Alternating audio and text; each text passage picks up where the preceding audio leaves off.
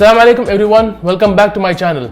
So before I start this review video, I would like to thank all of you for all the love and support, because recently I have crossed 100 subscribers and this wouldn't have been possible without you guys. If you like the content on my channel, don't forget to hit that like button. So today we have the LG G8x Thinq. This is a dual screen attempt from LG, and this was released last year, so I thought of giving it a try and to see how it performs. So this phone it just looks normal, there is nothing special in it, but when you add this is a kind of a book cover for the phone, but you see there is one Type-C connector in it.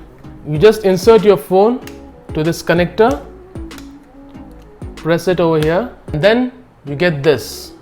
So it has got a 6.4-inch dual screen and it's made up of Gorilla Glass 6. Both the screens have the same notch, because in order for this concept to work, they had to make the exact same screen as the main one. It has got a 32 megapixel front camera and a dual rear cameras, 12 megapixel wide angle and 13 megapixel ultra wide angle.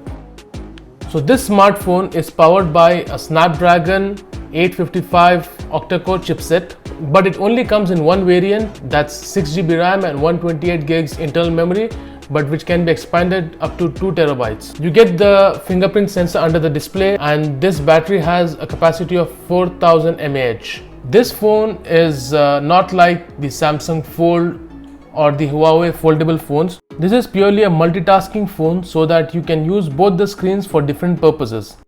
No doubt you can sync both the screens together to play videos, etc., but it's not preferred. For example, you can use the main screen as display and second screen as a controller, and you can customize the control pad design as you like. And for typing, you can use the first screen as a main monitor and the second screen as a keyboard. I think this phone is a really good concept, because if you are someone who requires more screen space for whatever activities you want to perform in your phone.